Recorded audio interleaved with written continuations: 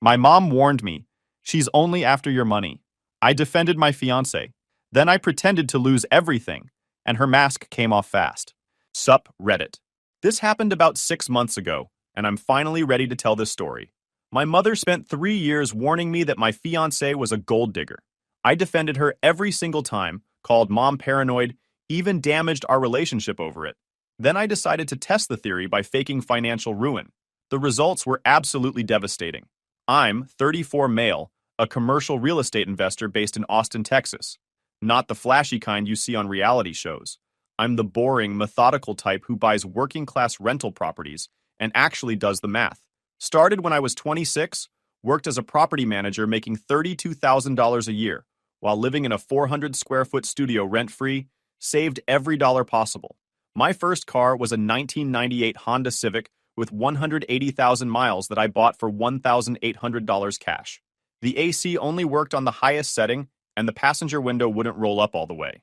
But it ran, and running was all that mattered. While my college friends were leasing new cars and living in expensive apartments, I was saving $35,000 over 3 years.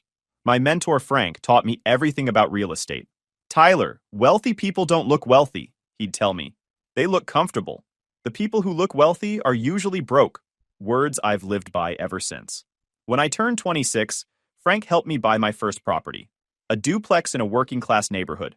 $120,000 purchase price, $900 rent per side, mortgage around $850 monthly after my down payment. Cash flow of $500 per month seemed like magic. Everyone thought I was insane taking on a $96,000 mortgage at 26, but I had a plan. That duplex taught me everything: tenant screening, maintenance costs, vacancy management. But more importantly, it taught me that the system worked if you were patient and disciplined. Fast forward 8 years, and I now own 17 rental properties across Texas, Oklahoma, and Arkansas, plus a small commercial building in downtown Austin that houses 4 different tenants: a coffee shop, a yoga studio, a barber, and a dental practice. My properties generate about $22,000 monthly in cash flow after all expenses, mortgages, property management fees, and reserves for repairs and vacancies. On paper, I'm worth about $2.8 million, mostly tied up in equity across all those properties. But I'm definitely not living like a millionaire. My personal residence is a modest 3-bedroom house in a solid middle-class neighborhood that I bought 5 years ago, paid $280,000 for it, put down 25%, and I've got about $140,000 in equity now. Nothing fancy. 1,800 square feet, built in 1995, needs some updates but perfectly functional. I drive a 2020 Ford F-150 that I bought used with 35,000 miles for $28,000 cash. It's a work truck. I use it to check on properties, haul supplies, meet with contractors. The old Civic finally died 3 years ago after giving me 12 faithful years and 267,000 miles. Sold it for $400 to a mechanic who said he'd use it for parts. Most people who meet me have zero idea about my financial situation. I dress in jeans and plain shirts, I don't wear expensive watches or jewelry, and I drive a truck that looks exactly like every other truck in Texas. This anonymity is exactly what I want. Frank taught me that the moment people know you have money, they start treating you differently, usually worse. The funny thing about real estate wealth is that it doesn't feel real most of the time. Yeah, I've got $2.8 million in net worth, but most of that is locked in properties I can't exactly liquidate without serious consequences. My actual liquid savings is maybe $150,000 spread across various accounts for emergency repairs and opportunities. I live comfortably but not extravagantly. My monthly personal expenses are maybe $4,000 including my mortgage. My investment strategy is conservative and boring. Buy in B and C neighborhoods where working-class families live, put down 20 to 25% to ensure positive cash flow, maintain 6 months of reserves, be extremely picky about tenants. My vacancy rate is under 5% because I treat people fairly and maintain properties well. I put down 20 to 25% on every property to avoid PMI and ensure positive cash flow from day one. I use conventional financing, maintain 6 months of expenses and reserves for each property, and I'm extremely picky about tenants. Credit checks, employment verification, rental history, the whole 9 yards. My vacancy rate is under 5% because I maintain properties well and price fairly. Frank retired last year at 68 with a net worth around $8 million, almost all from rental properties. lives in a paid-off three-bedroom house near the lake, drives a 2015 Silverado, wears Walmart jeans. He spends his days fishing, traveling cheap in an RV, and playing with his grandkids. That's the blueprint I'm following. Slow, boring, but it works. Now let's talk about how I met the woman who almost destroyed everything. I met Victoria, 29 female, 3 years ago at a charity fundraiser. She was working as an event coordinator, looked incredible. Blonde hair perfectly styled, designer dress, makeup professionally done. We talked at the bar and she gave me her number. I like guys who have their life together, she said. Most men my age are still figuring out which video game to play. I was flattered. Here's this gorgeous woman interested in boring, practical me? That should have been red flag number 1. Our first date was at a casual restaurant. My suggestion. Victoria showed up looking amazing, dressed like we were going somewhere way nicer. She ordered the most expensive thing on the menu without glancing at prices. I noticed but didn't think much of it. I told her I was in property management. Technically true, though I left out the part about owning the properties. She complained about paying $1,800 monthly for a one-bedroom downtown. Rent in Austin is insane. It's half my take-home pay. When I suggested roommates or moving somewhere cheaper, she looked at me like I'd suggested a cardboard box. I need my own space, and location matters for my image. Red flag number 2, but I ignored it. Our early dates followed the same pattern. Casual suggestions from me, expensive appearance from her, no offers to split bills. And I paid every time because that's what guys are socialized to do. About 6 months in, Victoria started having financial emergencies. Rent shortfall, $1,500. Car repairs, $800. Medical bills, $600. Always a story, always tears, always promises to pay me back. Never a single dollar returned. I added it up later. Over 3 years, I gave her about $18,000 in loans that disappeared. That's on top of dinners, gifts, trips she wanted to take. $18,000 I'll never see again. If someone actually loves you, they don't treat you like a personal ATM. My mother saw through Victoria immediately. Patricia, 62 female, is retired now after 35 years as an accountant. She raised me as a single mother after divorcing my deadbeat father when I was 12. Dad was charming but terrible with money. Ran up credit cards, took secret loans, bled their finances dry. When Mom divorced him, she discovered he'd taken a second mortgage on their house and blown through $40,000 in 18 months. That experience gave Mom a sixth sense for gold diggers. She can smell them from across a room. I brought Victoria to Sunday dinner at Mom's about 8 months into our relationship. Everything seemed fine on the surface. Victoria complimented the food, asked about Mom's garden, laughed at her stories. But after Victoria left, Mom sat me down at the kitchen table. "Tyler, that girl is after your money." I laughed. "Mom, she doesn't even know about my properties. She thinks I'm just a regular property manager." "She knows something." I watched her eyes when you mentioned buying properties. She lit up like a slot machine. "And that rent story? That was a setup to see if you'd help financially." "You're being paranoid. Not everyone is like Dad." Mom's face hardened. "That's exactly why I can spot them. I lived it for 15 years. That woman is playing you, and you're too close to see it." We argued for 20 minutes, me defending Victoria, insisting Mom was unfair and judgmental. Mom stayed calm. "I hope I'm wrong, honey, but I'm not. You'll see eventually." That conversation strained our relationship for months. I visited less, kept things surface level, definitely didn't discuss Victoria beyond basic pleasantries. Looking back, I was an idiot for not listening to the one person who'd always had my back. Victoria and I got engaged after 2 years. I'd planned a romantic proposal at the same restaurant where we'd had our first anniversary dinner. Got down on one knee in front of everyone. She cried, said yes, and immediately started posting photos. Within an hour, 17 different posts about the engagement. The ring cost me $8,000, a full carat diamond in a platinum setting. A week later, my buddy Nathan pulled me aside. His girlfriend Jen was friends with Victoria through mutual circles. "Hey man, Victoria was complaining to Jen about your proposal. Said the ring was disappointing, that she expected more from someone in your financial position." I brushed it off. She was probably just venting. Nathan looked uncomfortable. "Just thought you should know." That comment bothered me more than I wanted to admit. $8,000 wasn't enough, apparently. The median household income in America is around $60,000. I'd spent more than 10% of that on a piece of jewelry. But apparently, it wasn't Instagram-worthy enough. Wedding planning revealed even more red flags. Victoria wanted everything expensive.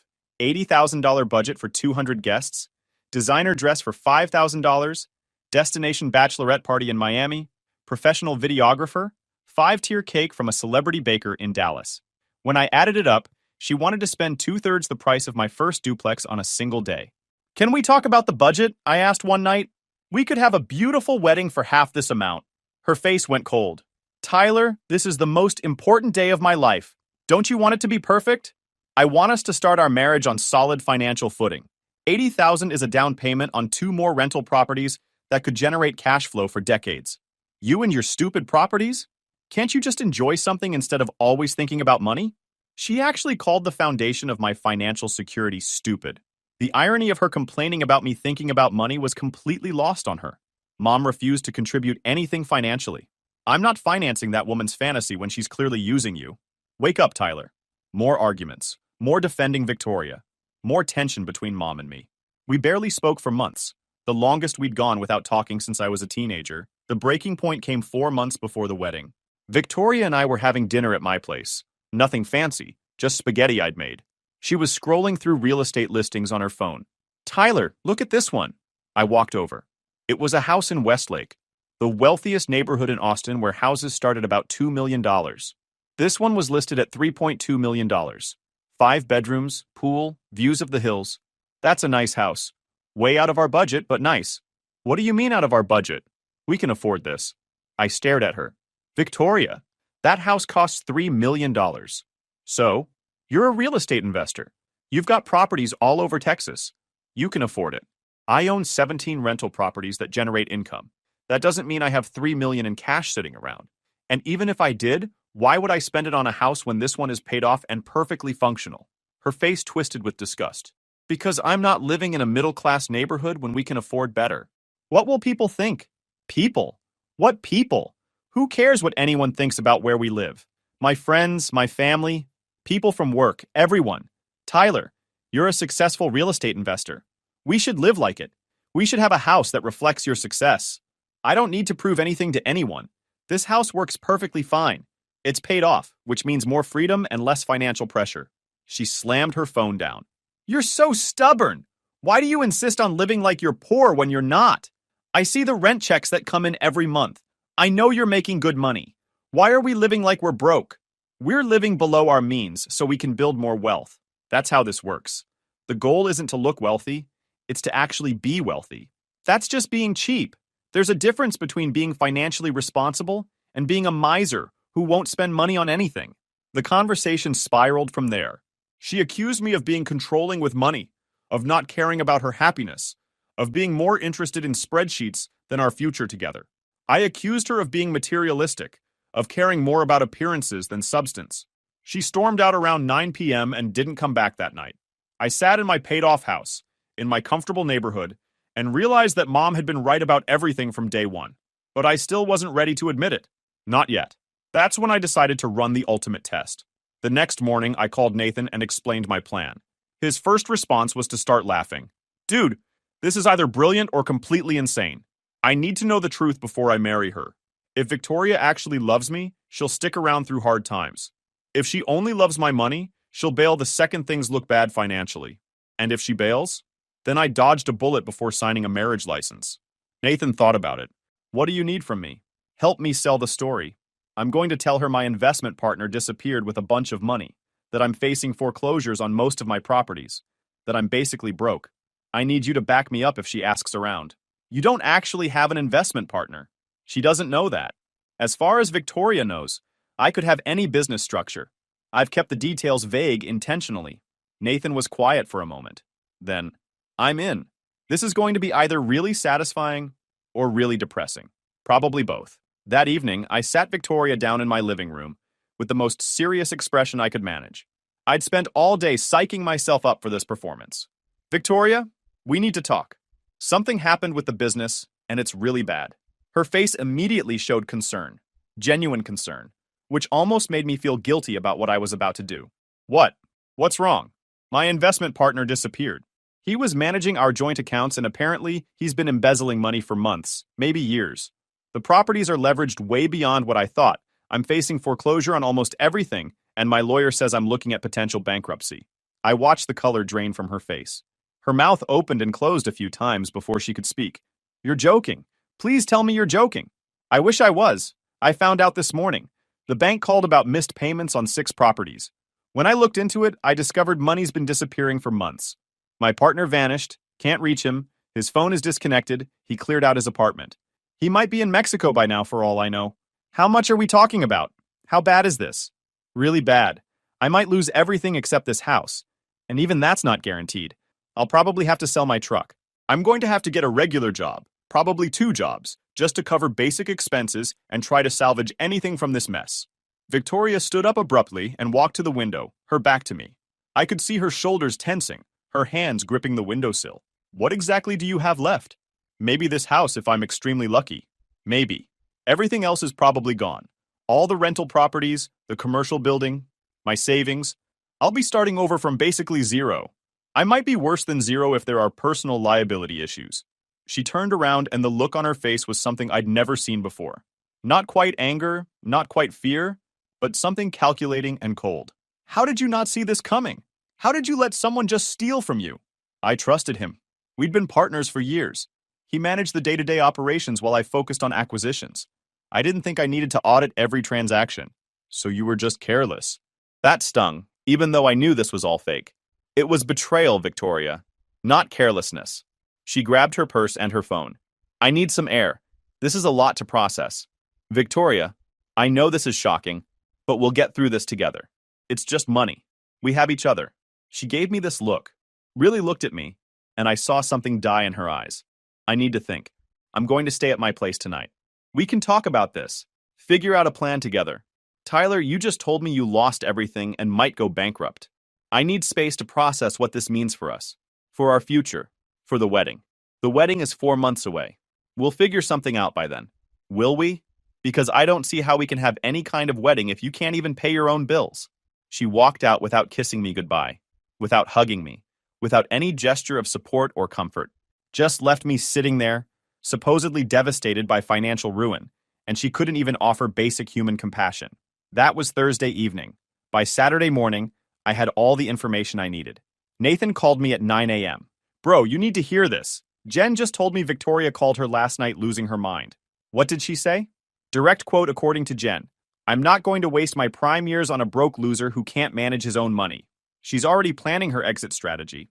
Even though I'd expected something like this, hearing it confirmed felt like taking a punch to the gut. What else? She asked Jen if she knew any single guys with good jobs. Specifically asked about guys in finance who make good money. She's already shopping for a replacement. 48 hours. That's all it took. She didn't even make it through the weekend, man. I'm sorry. I know you were hoping your mom was wrong. Mom's never wrong about this stuff. I should have listened. Victoria didn't call or text all weekend. No messages checking if I was okay. No calls asking about the situation with my properties. No offers of support or help. Complete radio silence from the woman who was supposed to be my partner, my future wife, the person who'd stand beside me through better or worse. Monday afternoon, she finally texted, "We need to talk. Can you come to my apartment tonight at 7?" I showed up exactly on time. Victoria answered the door dressed nicely, makeup perfect, hairstyled. She'd clearly spent time preparing for this conversation. She looked like she was going to a job interview, not having a serious discussion with her devastated fiancé. Tyler, come in. Sit down. Her apartment looked exactly like it always did. Expensive furniture she couldn't really afford, designer throw pillows, artwork that cost more than it should have. I sat on her overpriced couch and waited. I've been doing a lot of thinking this weekend about our relationship and our future together. Okay. I think we rushed into this engagement. We're clearly at very different places in our lives. And with everything that's happened with your business situation, I think we need to pump the brakes. You're breaking up with me because I lost money. That's not fair, Tyler. This isn't about money. Really? Because 3 days ago we were planning our wedding. The only thing that changed was my financial situation. And now you want to postpone indefinitely. That's breaking up. Just own it. Her mask slipped for just a second, annoyance flashing across her face before she composed herself again. You don't understand what I'm going through right now. I had plans, Tyler. Real plans for our future. I was going to quit my job after the wedding and finally focus on building my wellness brand. Now you're telling me I'll have to keep working to help support us while you're essentially starting over from zero? This was new information. Wellness brand? You've never mentioned any wellness brand. Because I was waiting until after we were married to tell you. I have a whole business plan. Instagram influencer focusing on wellness and lifestyle content. But it requires startup capital and time to build. I can't do that if I'm working full time to help keep us afloat financially. There it was. She'd been planning to quit her job immediately after the wedding and live off my income while pursuing some Instagram fantasy. The wedding wasn't about committing to me. It was about securing her financial freedom to chase an influencer pipe dream. So you were planning to quit working and have me support you. That's what husbands do. They provide for their wives so we can pursue our passions. But now you can't provide for anyone, can you? What happened to loving me for who I am? Not what I have. She actually rolled her eyes. Full eye roll like a teenager. Oh, please, Tyler. Get real. Nobody loves anyone just for who they are. That's fairy tale nonsense. Relationships are transactions. You provide financial security and a certain lifestyle. I provide companionship and emotional support. But now you can't hold up your end of the transaction. The casual cruelty of that statement took my breath away. 3 years together, and she just reduced our entire relationship to a business transaction. I'd been a resource to her, not a partner. A means to an end, not an actual human being she cared about. So that's really how you see relationships? As transactions? That's how the world works, Tyler. I'm being honest. I'm 29 years old. I need to think about my future, about my security, about having the life I deserve. And that future can't be with someone who has nothing to offer. I stood up. Well, at least you're finally being honest. For what it's worth, my mother was right about you from the very first day. I should have listened to her. Your mother is a bitter old woman who sees the worst in everyone because she had one bad marriage. Maybe if she'd been more supportive of us, we wouldn't be in this situation. That crossed a line. Mom had nothing to do with Victoria's true nature being revealed. Don't talk about my mother. She's worth 10 of you. Whatever, Tyler. I'm keeping the ring, though. Consider it compensation for 3 years of my life you wasted. The ring was a gift. It's legally yours. Enjoy it. I walked toward her door, hand on the handle, when she called out, "Just so you know, I could have done so much better than you. I settled because I thought you were going to be successful. What a disappointment." I turned back one last time. "Goodbye, Victoria. I hope you find whatever it is you're actually looking for. I'm pretty sure it's not love." I left her apartment and walked to my truck, feeling this strange sense of calm. The test had worked exactly as I'd expected, and hoped it wouldn't. Victoria had failed spectacularly, revealing exactly who she was when the chips were down. Mom had been right. Nathan had been right. I'd been the blind idiot defending someone who saw me as a wallet with legs. I drove straight to Mom's house. It was almost 9 p.m., but I knew she'd still be up. She answered the door in her bathrobe, took one look at my face, and knew immediately. She failed the test. Spectacularly. You were right about absolutely everything. Mom pulled me into a hug. One of those mom hugs that somehow makes everything feel slightly less terrible, even when your world is falling apart. "I'm so sorry, honey. I know it hurts right now, but you dodged a bullet." She called you a bitter old woman who sees the worst in everyone. I've been called worse by better people. What matters is, you saw the truth before you married her. We sat at her kitchen table, the same table where she'd first warned me about Victoria 3 years ago, and I told her everything. The fake bankruptcy story, Victoria's cold reaction, her confession about planning to quit her job, her transactional view of relationships, her cruel dismissal of me as worthless once the money was supposedly gone. When I finished, Mom was quiet for a long moment, just stirring her coffee. "You know what you have to do now, right? Try to move on with my life?" "Eventually, yes. But first, you need to tell her the truth. Let her know exactly what she gave up." "Why? It's over." "What's the point?" "Because she needs to understand the consequences of her choices. She needs to know that she threw away something real for something that never existed. And honestly, Tyler, because the look on her face will be absolutely priceless." Mom was right. Victoria needed to know exactly how badly she'd miscalculated. The next day, I called Victoria. She answered on the first ring, which told me she'd been waiting for me to cave and beg her to reconsider. "Tyler, did you want to talk? I'm willing to reconsider if you have a solid plan to fix your financial situation. I need to come get a few things I left at your apartment. Is tonight around 7 okay?" She sighed dramatically. "Fine. But I'm not changing my mind. I've already started moving on." "That's good. You should." I showed up at 7 with Nathan as backup. Victoria answered the door looking annoyed that I'd brought someone with me. "I thought you were just getting a few things. Why is Nathan here?" "Moral support. But first, I need to tell you something." "What?" "I lied about the bankruptcy. about losing everything, about the embezzlement. None of that actually happened. She blinked several times, confused. What are you talking about? There was no investment partner. There was no embezzlement. My properties are fine. My finances are completely intact. I made it all up to test whether you actually loved me or just loved my money. I watched the realization dawn on her face, confusion melting into understanding, then understanding hardening into horror as she grasped what she'd done. This was a test? You lied to me? Yep, and you failed in record time. Didn't even make it through the weekend before you were asking friends about other dating prospects. That's insane! That's manipulation! You're a psychopath! I'm practical, remember? You're the one who said relationships are transactions. Well, I ran a test on this transaction and discovered you brought nothing of value to the table except the willingness to take my money. So I'm terminating the transaction based on fraud. You can't do this to me. I've been telling everyone we postponed the wedding. I'll look like a complete idiot.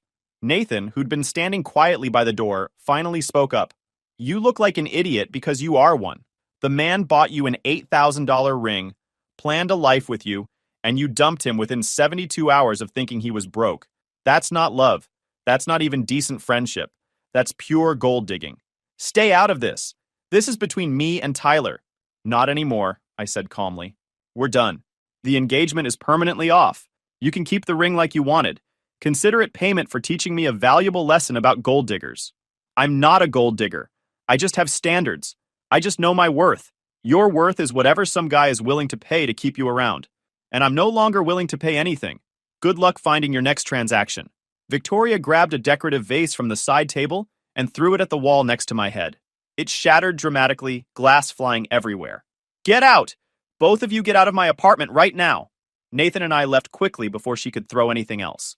We got to my truck and he immediately started laughing. Dude, that was incredible! That was better than any reality TV show. The look on her face when you told her it was all fake. I wish I'd recorded it.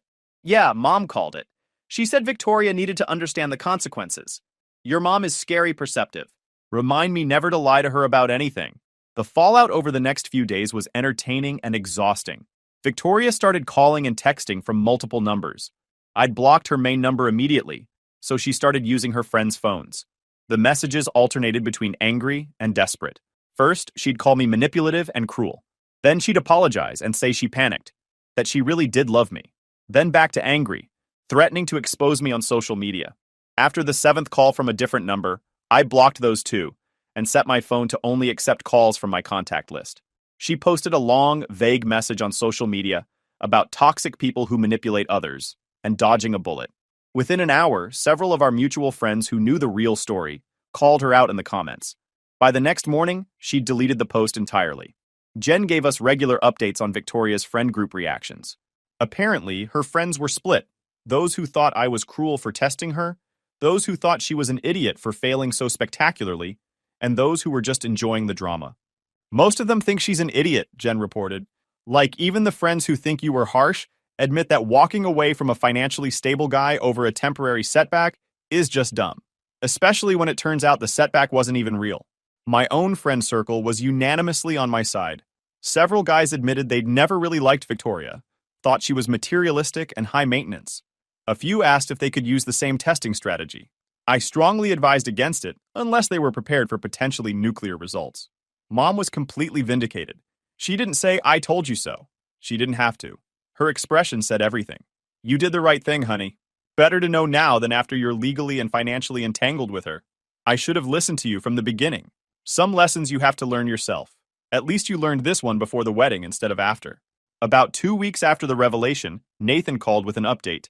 Dude, you're going to find this hilarious. Victoria's been trying to date this finance guy she met through work. Apparently, she led with all her demands. Expensive lifestyle, nice car, luxury apartment, designer clothes, regular trips. How'd that go? He asked her what she brings to the table besides a lease payment on a luxury car she can't afford. When she got offended, he told her he makes too much money to waste it on someone who sees relationships as retirement plans. Then he ghosted her. Karma works efficiently. Jen also said Victoria's freaking out because she can't afford her lifestyle without a guy subsidizing it. She's been late on rent twice, her car lease is about to end and she can't afford to renew it, and she's maxed out her credit cards. She asked Jen if you might be willing to help her out with a small loan. Hey, she asked for money after everything? Jen says Victoria was crying. saying she made a mistake, that she realizes now what she had. Jen told her to get lost and blocked her. The audacity was breathtaking. Break up with me for supposedly being broke, then come crawling back for money when you realize I'm not actually broke. I ran into Victoria about a month later at a restaurant downtown. I was there with Nathan and some friends for someone's birthday. She was on what looked like a very awkward first date. She saw me, and I watched her face cycle through emotions. Surprise, hope, anger, embarrassment. The guy she was with noticed and looked uncomfortable. He said something to her, but she kept glancing over every few minutes. When I went to the restroom, she was waiting in the hallway, like she'd been watching for me to leave the table. Tyler, can we please talk? Nothing to talk about, Victoria. Enjoy your evening. I made a terrible mistake. I see that now. I panicked when you told me about the bankruptcy, and I said things I didn't mean. But I really do love you. You love the lifestyle I could provide. There's a fundamental difference. That's not true. I miss you. I miss us. I miss what we had together. You miss having someone pay for the lifestyle you can't afford on your own. That's not the same as missing me. Please, Tyler. Everyone deserves a second chance. I know I messed up badly, but I've learned from this. Victoria, you had 3 years of chances. You threw a vase at my head. You called my mother a bitter old woman. You told me relationships are transactions and I couldn't hold up my end. You dumped me within 72 hours of thinking I lost money. There's no coming back from any of that. Her eyes started tearing up. So that's it? You're just completely done with me? I was done the moment you chose money over me. This conversation is just a courtesy because we're in a public place.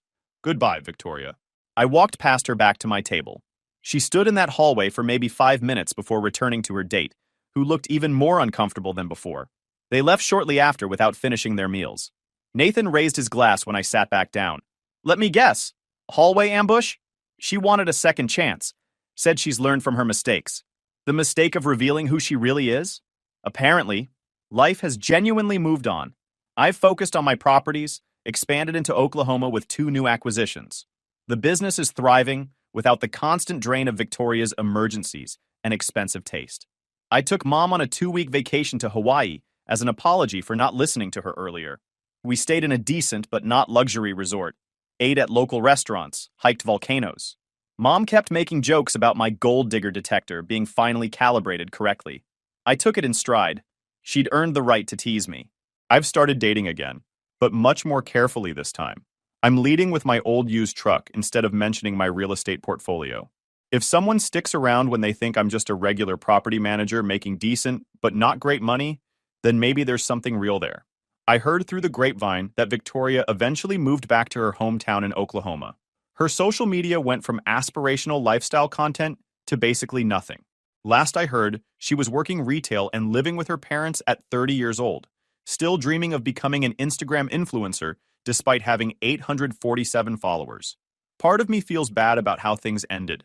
Not bad enough to regret my choices, but there's always a small twinge of sadness when any relationship ends, even one that was fundamentally broken from the start. Guys, we are so close to hit 100,000 subscribers on this channel. If you are not subscribed to the channel, please consider subscribing. It really helps hit that 100,000 mark. Thanks for making this dream come true.